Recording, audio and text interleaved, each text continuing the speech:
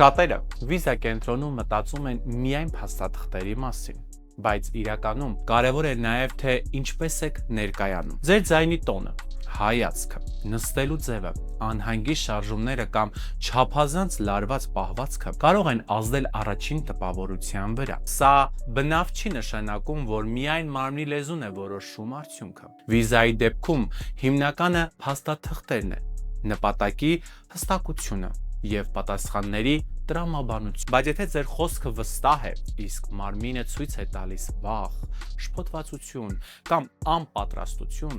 դա կարող է կասկածներ առաջացնել։ Մարմնի լեզուն պետք է օգնի ձեր խոսքին,